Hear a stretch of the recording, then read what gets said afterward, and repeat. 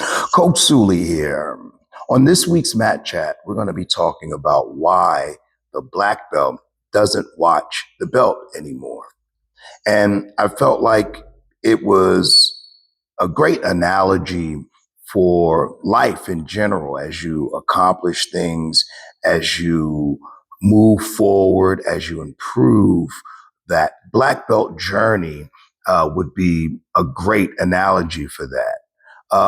One thing that happens when you are on the journey to becoming a black belt is that up until you get to that black belt level, you are always looking forward to the next belt. You're anticipating the next belt. The journey, in a lot of ways, becomes more about the belt than it is about the journey.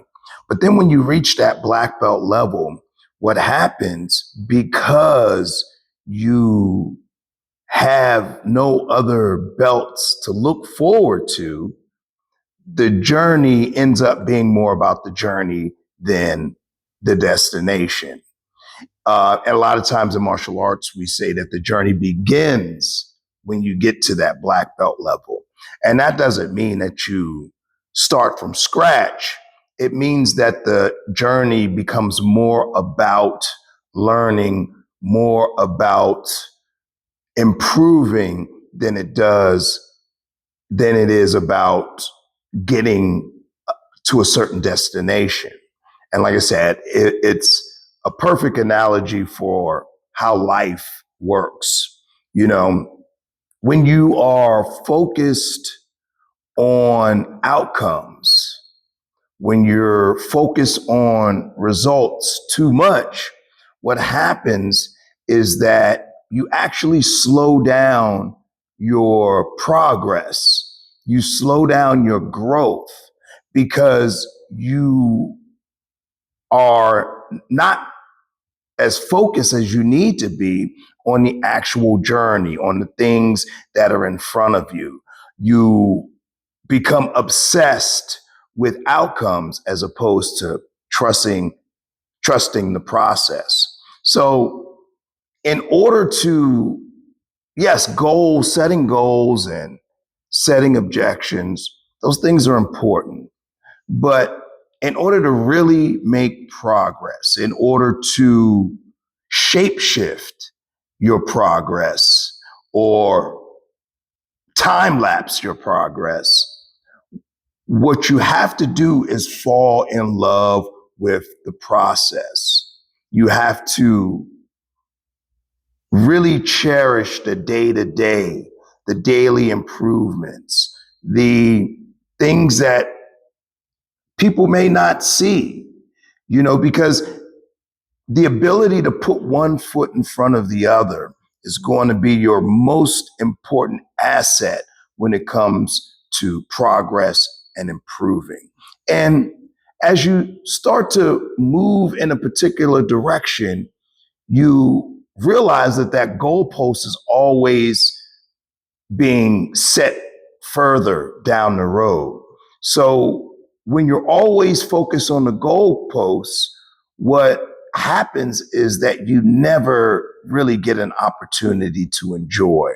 So yes, you want to point yourself in the direction that you go, but also be flexible enough so that that process is something that's enjoyable. Now, a lot of times what happens is we look at those end results and we're so focused on those end results that we neglect or postpone the seeds that we need to plant in order to get to that great harvest. We think that if we do one thing, that it should produce results. And a lot of times it's more like you have to plant your seeds and forget about it. You when you're when you're more focused on planting seeds, what happens is that you'll have a harvest sprouting out in areas that you forgot that you even planted seeds. And it's going to be important when we're talking about enjoying the process. We're talking about respecting the process. The process is planting those little seeds. That's the reps that you do, that you're not going to see instant improvement. You're not going to see instant results, but you know that those small seeds that you plant accumulate, and you know that they will sprout out eventually. So you have to keep planting seeds. The biggest mistake that people make, and using the seed planting analogy, is they will plant one seed and sit there and look at the ground in anticipation of something growing out of the ground. No, you have to plant it, plant another one, cultivate it, take care of it, and then all of a sudden things will start sprouting out. But there are seeds all along our journey in life. A seed can be smiling at somebody, being nice and courteous to someone, uh, an extra repetition. All of these things add up, and you never know which one is going to sprout out. And a lot of times it's never going to be a big harvest from one seed. It's going to be a little bit here, a little bit there, a little bit there, a little bit here. And understanding that allows you to focus on planting those seeds as opposed to waiting, anticipating the harvest. So now, and we have to be deliberate about planting seeds. We have to be able to see the big picture. When you understand how that whole process works, you know that everything has a ripple effect. You cherish and respect the small things that might look insignificant at the moment. You know how important they are. You know that those things eventually lead to bigger things. And a lot of times you don't know exactly how these things are going to pan out, but you know that planting these small seeds along the way deliberately is what's going to eventually give you a harvest greater than anything that you could imagine, And a lot of us being deliberate about what we do, we also have to conserve our energy. We also have to make sure that we're not wasting precious time, precious emotions on problems that we can't solve. Because most problems end up tapping themselves out. And the reason being is it's not that problems solve themselves. It's that most problems that we see are not our problem. And we take a lot off of our plate when we get consumed with trying to solve every problem that we witness. A lot of times, if you take a second and just breathe and say, wait a minute, is this something that I can even solve? Is this my problem to solve? And most of the time, the answer is no. Most of the time, when you have somebody or you're confronted with somebody who might even be disrespectful at the moment,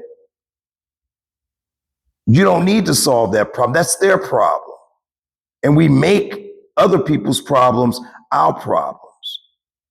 That person might go on to the next person and be out of your hair, and you have nothing to worry about. But when we understand that most of these problems aren't our problems, we don't feel the need to interject ourselves into these problems. We don't have an unnecessary sense of urgency when we're talking about these problems. We don't see these problems as a threat. And the most important thing to remember as we witness issues, conflict, obstacles come up is that most of the time, these issues are not an immediate threat to us. And if we can remember that, then we can take the time to take a second, breathe, figure out if this is even if this is our problem to solve, figure out if we can even solve the problem, and respond accordingly. But that is going to require that we are flexible in the way, in our stance, in our posture, in our position. When we're so rigid and we think that things are supposed to go a certain way, what happens is that when we see that it's not going that way, we spend a lot of time trying to force it to go that way, and we find ourselves unsuccessful in doing so. So we have to be very flexible, a lot, especially when you're doing something that you haven't done before. What our idea of how things are going to play out is based off of limited information. And when you go down the road, you have to be open to the things, the vast majority of things that you don't know, that you're not aware of. And that's going to require some flexibility. We have to be flexible in our stance. We have to be open in our stance. Yes, we want to move in a particular direction, but anybody who has gotten anything done can tell you that once you start moving in a particular direction, so many things pop up that you had no idea even existed. So you have to be open to things that you are unaware of. And you have to be flexible enough to adjust accordingly. Now, as we start to move forward, as we start to accomplish things, again, talking about the goal setting, we might start saying, okay, I want to see these external circumstances in my life change. That might be the initial motivation.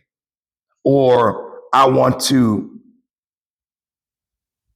accomplish I want to get to this particular status in life. I want to have these particular things in life. That might be the initial motivation. But as we start moving down the road, we realize that it's never about the things that you get. It's always about the person that you become. It's always starting from inside. So what ends up happening, and it's funny, is that you initially want to change your external circumstances, and then you find out, wait a minute, these external circumstances are a reflection of what's inside of me. And then the focus completely shifts to, okay, what's going on with my mental health? What's going on with my physical health?